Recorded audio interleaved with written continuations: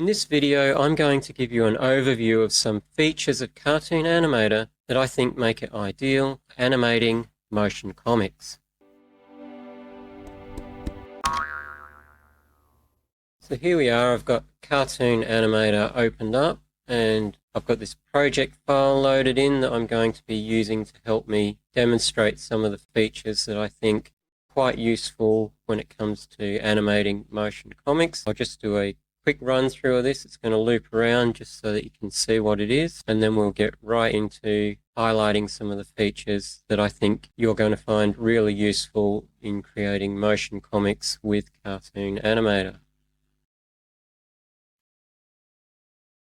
So this is a little looping animation. It's just really short, really quick, but we'll get more into that later. Stop that now. So if you're not familiar with Cartoon Animator, it's a 2D animation program created by Reallusion. You can buy it from their website. This is the official page here. First feature that we're going to be looking at is the content store and marketplace. Now within the software, you've got your content manager here. And on the template tab of the content manager is all of your purchases from both the content store and the marketplace, and they're listed as packs, or you can list things as individual items as you buy them. But it makes it really easy to keep track of all the stuff you've bought, and you've got access to it right there. You can also use all your own artwork as well if you wish. I tend to use sort of a combination of my own artwork and stuff that I bought in the content store. So both of those stores, you can use the work from them in your own personal and commercial projects. So why not take advantage of that and save some time? Right, so that's the stores. First feature of Cartoon Animator that I wanted to show you, parallax effects, and you can see happening on here. See when this is moving around, you can see my character moving across quicker than the background. And this is something you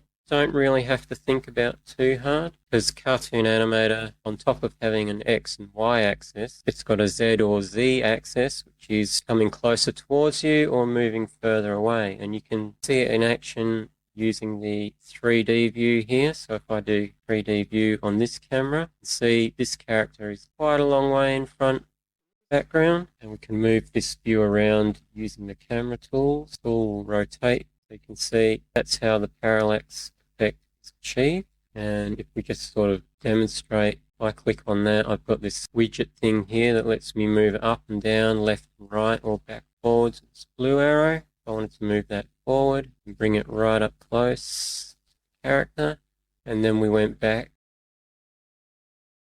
to the project, you see it's much closer. It's got bigger because it's got that distance. But if I was to shrink that down now, this camera, so step back a bit, shrink it down quickly. If I was to shrink that down, camera, put it about the same size it was before, and now when I play this, you'll see that parallax effect is pretty much gone because the background is right up against the character. So if I stop that, and I'll just undo everything that I just did, that was, see that is now far away from the character again. Now that we play it, sort of see that parallax effect is happening again. That's the first feature that I think would be really useful in animating motion comics. The next feature is that Cartoon Animator, part of the free content you get with it, has its own speech balloons, as you've seen in this animation here. Speech balloon there. But if you want to find them, all you need to do is go into the prop section of the content manager, and you'll see there's a little text speech balloon here. So you just click on that, brings you to this pack, and you can double click on that to open it, and you can see we've got all the speech balloons here. Now you'll notice you've got speech balloons that don't have tails and some that do. It's up to you which one you want to use. I use the ones without tails because this pack comes with tails separately so that you can have more options as to where they're placed. I'll show you how to get tails. Just go over to the item tab, go over to the item tab, and in the search bar at the top, search tail. Make sure that you're on the props thing and not the text box. We've got props. I did a search for tail. See down here, tails that you can use for your speech balloons. The next thing that you'll find useful is the transform track and transition curves. Now, pretty much every object that you can put on the stage has a transform track, and what it does is tracks the movement of any objects that are on the stage. It holds all the keyframes for how an object is going to move. So, say for example, to this pack, and we'll just grab a prop. Just grab this butterfly prop, double clicking that on the stage, and we open up the timeline by clicking this button down here, and we've got this button selected, which makes sure only the selected item on the stage is in the timeline. And you'll see that it's this button here which transformed, and it's got one keyframe at the start. That's the frame that we're on at the moment, frame 0. If I move the playhead to another frame, you'll notice that the butterfly sort of appeared to move there because of the parallax effect. It didn't actually move. We might have some camera movement in there as well. The camera's got some movement in here as well. That's why you're seeing the butterfly move across a bit.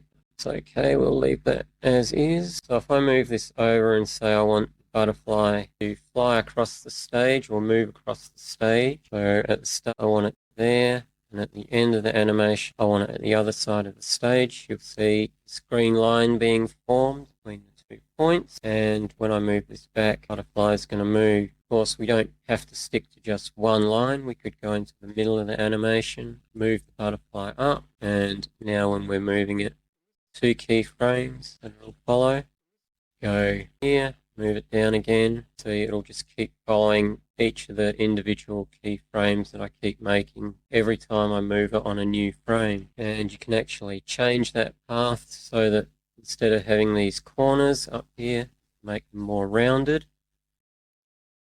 See now,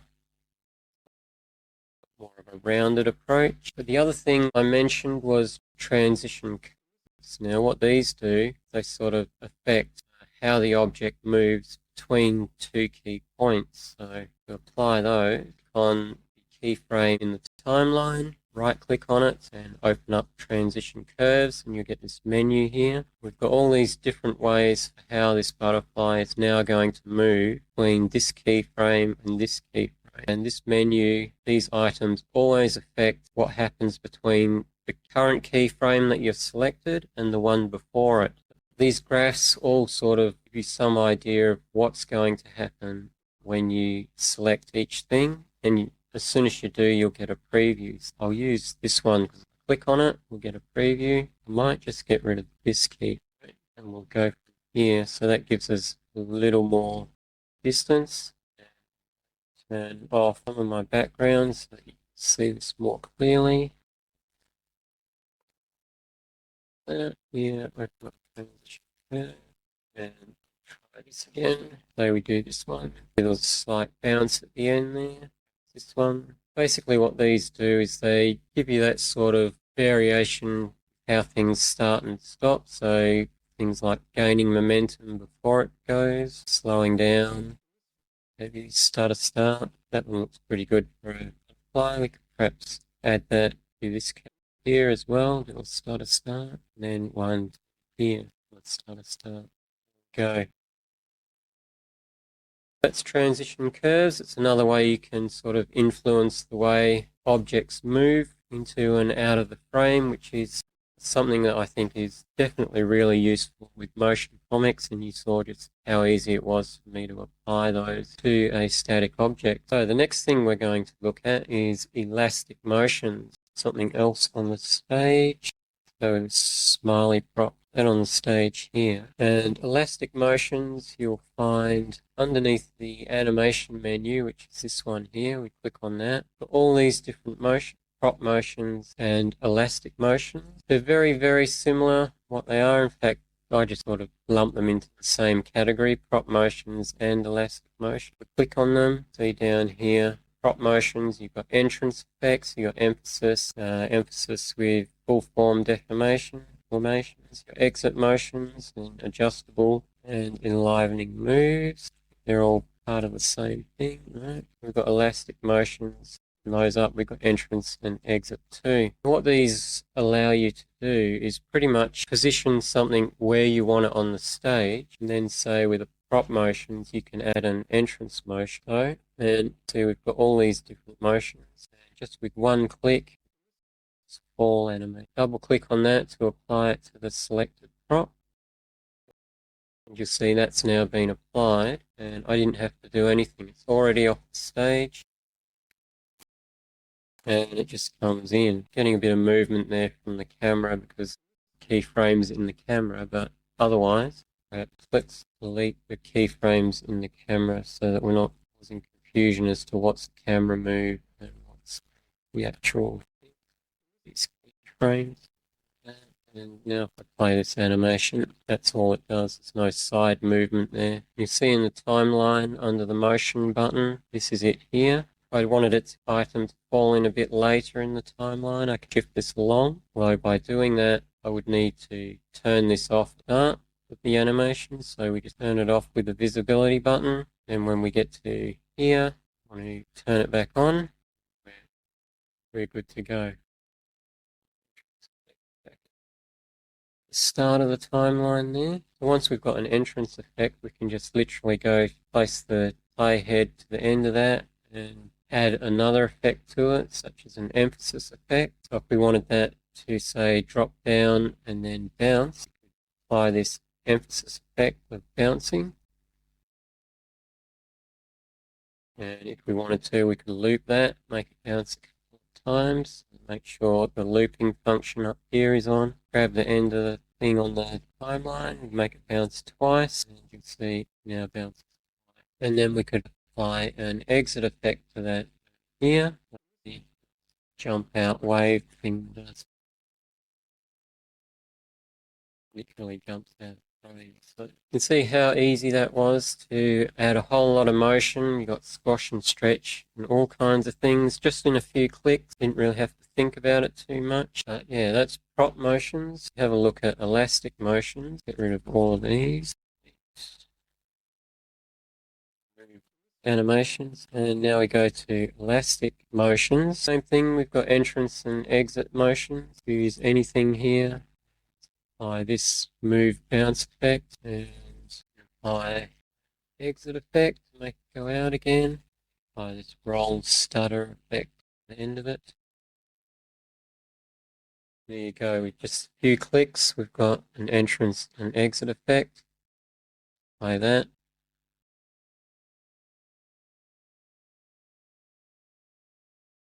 If we wanted to add a bit of a space before it rolls out, just move that motion in the timeline.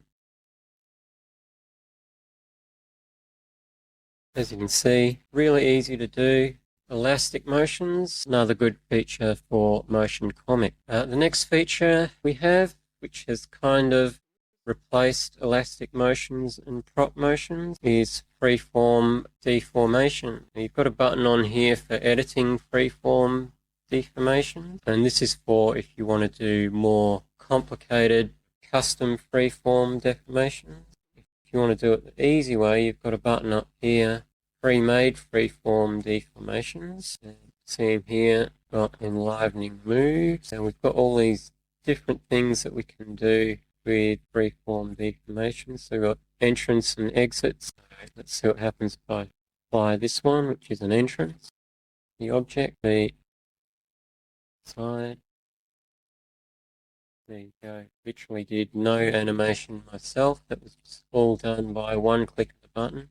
This box that you see here represents the edge of the image as to what's going to be exported when you send this out of Cartoon Animator. So if I wanted to take that, bring it over to the side, so, and now when I play it, it's looking in from the edge of the screen and then coming in. Then we could add on to that, move effects here. Over here we've got effects that go in sequence. So we've got, this is pop 1S, and that S stands for start, so one start. First one in the sequence, so if we apply that, so it's a very small motion and he's just starting to jump. Right next to it we've got pop 2 L, which stands for loop. Next one in the sequence. Apply that. You see that's very short and it just does one hop. So what we could do, select that movement, make sure we've got the loop tool on here, and then maybe give it 2 or 3 loops. And we want it to pop across screen, so we'll go to the next frame, loop, and actually move my character, and that's adding a keyframe into our transform track. See these points over here are the transforms. And you see in the transform track, we've got a point there. To some work on our keyframe though. To get this keyframe in the transform track, I want it to start moving from this point to this point. I want it to start moving here where the hop starts. So paste that keyframe there. That's fixed up our hop. We go to the next loop of that. Move that along. Hold down the control or the shift key, that'll keep it straight. Next loop, shift. So we just need those two, and I'll take these 2 loops off. We have so far. And at this point, I'm going to apply the number 3 end loop, end part of this motion character. And from there we could add in an exit effect with the elastic motions. This one, which is the opposite one to what it came in with. To make that work, we need to grab this on the end of the frame here.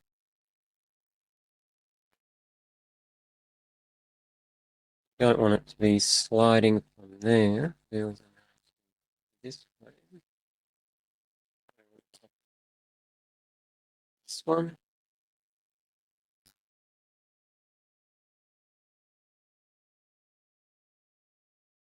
There we go. So if we now run this animation through,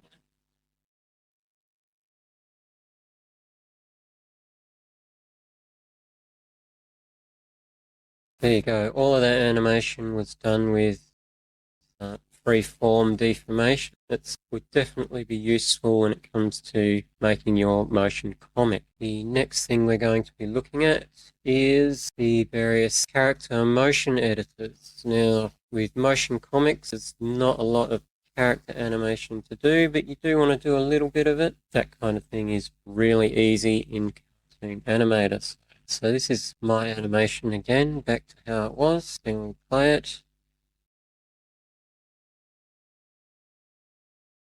Now, you'll notice my character doesn't have any kind of movement, just a static character, and the camera itself is moving side to side. It's not the actual character that's moving, but in motion comics, sometimes maybe you'll want, say, an arm to move or a head to move or whatever, and we can do that really easily. Timeline, select my character, and we can open up the 2D editor here, and this is actually a G2 character, so my 2D motion editor is a little different to the G3 character editors. So what we'll do is we'll take this particular character out. I'll add in my G3 version of this character.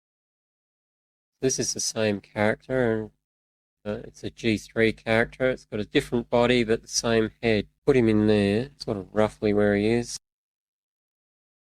There we go, that's about where I want him. So, going back to the motion key editors, if you wanted to add a little bit of movement to the character, fairly easy. Open up the 2D motion key editor, and you see you've got this window here. Click on whatever joint you want to move of the character. So, say if I wanted him to move an arm or whatever, just move that arm however you want to. So if I wanted his arm to start there, as we move along this point, have his arm move down. And so maybe his arm moved back up again. You can see now we've got a little bit of movement in the arm. And you can apply transition curves to that movement, so to make it look maybe a little bit more natural, perhaps. This playing.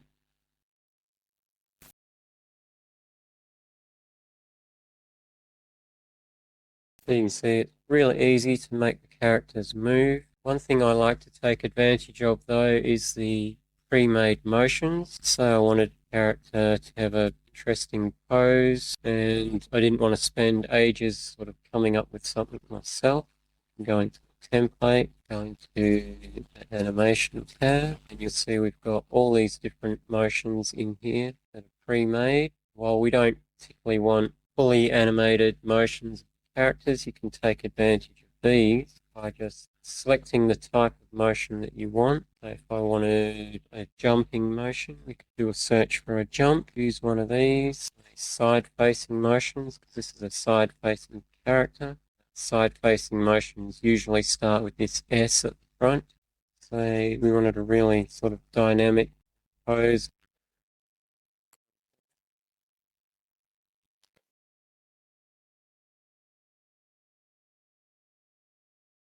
Give you a dynamic pose right off the bat. I'm going to undo that. I'm just going to apply this one. See, that was really exaggerated. You can do, this particular motion has got full form deformation applied to it. So it's really exaggerating it. I don't want that. So I go to the FFD track. You can see that I've got this track here. Track is making it stretch out a lot. I don't want it to do that. So delete that. I don't get all of that stretching. Let's say I really like this motion and I wanted to take a peek of it as my character pose. So there, I could do that at that point, and then right click on my character, go remove object animation, and you'll see now all of the animation for the movement is gone, but the pose is still there. Another way you can take advantage of the motions. So we could bring him down a bit there, that in, run the animation through. We've got that whole different motion, and if we wanted to, we could then use this editor for the body and just adjust how the legs are. And we can also do things with characters like change the hands. With the sprite editor in here, choose different hand sprites. So instead of him having fists, have his hand outstretched, the other hand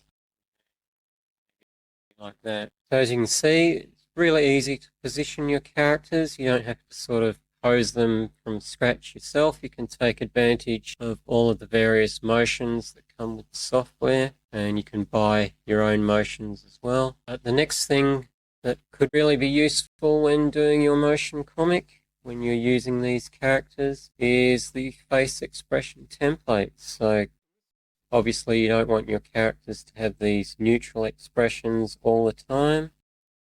So we've got the template face or face key editor here that comes with a whole bunch of templates already set in there that you can apply to your characters. Head rotation gizmo, but if you wanted to move the head round, you can do that. See the hair on this character, it's got spring bone. So when he moves around, you'll get that spring bone action happening. Turn that off now. So we wanted him to look happier. We've got this template here, a bit happier, and how the face looks dependent on how the character has been rigged. My particular character has really extreme sort of happy faces, so you got this really extreme mouth. Not all characters will have that sort of extreme facial expression. Just click on whatever expression you need, get back to neutral, all kinds of expressions here. Do surprise. It's just really easy to give your characters different expressions without having to mess around and do this all yourself. Really sort of speed up creating your motion comics just by using all of these different facial expressions. Final thing that we'll be looking at in terms of using Cartoon Animator for creating your motion comic is the various options you have for exporting your work. Like Cartoon Animator itself is a scene editor, so you'll be just using it to create individual panels for your comic rather than your entire comic. What you'll do want to do is export your work to a video editor or some other file format. Obviously, you can export to any of the main file formats for video editors. So we've got MP4, MOV files, AVI, and the main ones that you need for exporting your files to a video editor. But on top of that, you've also got image formats. You can export to a sequence, export just one frame if you wanted to. You can export your work as animated GIF files that continuously loop or loop however many times you set them to. You can export to transparent PNG files, JPEGs and whatever. The main thing is with the sequences, exporting to a sequence, you can export all the different elements as a sequence and bring it into things like After Effects and do more work on it there.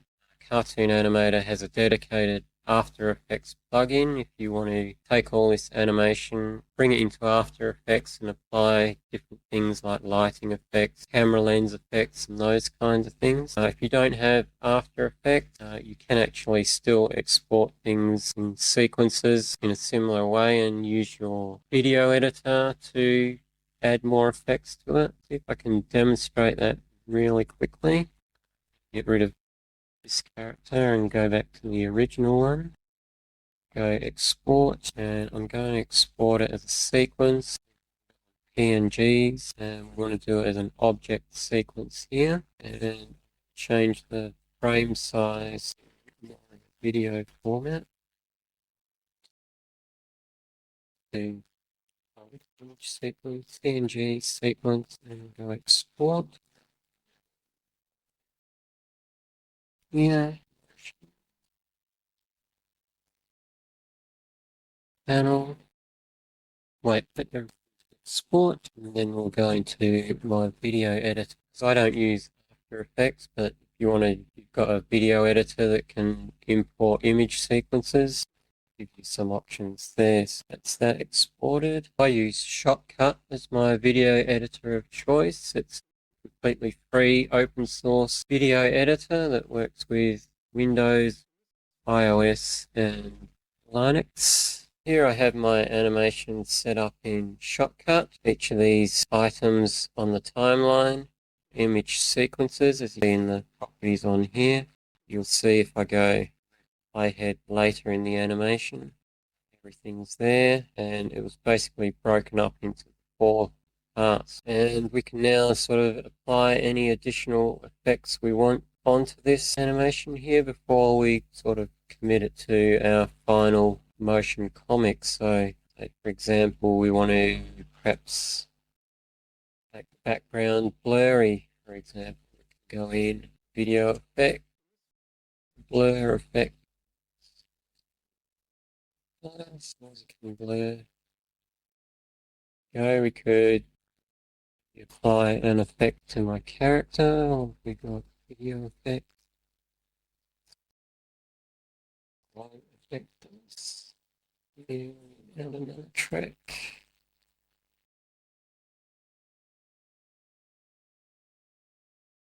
And on this track, low off. It's a kind of a drop shadow effect. All kinds of things we could do in our video editor afterwards. I'm not going to get too carried away with this because obviously I've got a lot of things running on my computer and this is going to just keep slowing down the more I do it. So I hope you found this demo interesting. I think you'll agree that there are a lot of useful features in Cartoon Animator that can really make animating your motion comic panels very easy to do. Just a few clicks to do some of the very sort of basic animations that you actually see in most motion comics. I'll leave that there. Hopefully got something out of this, and I'll see you in the next video. Bye for now.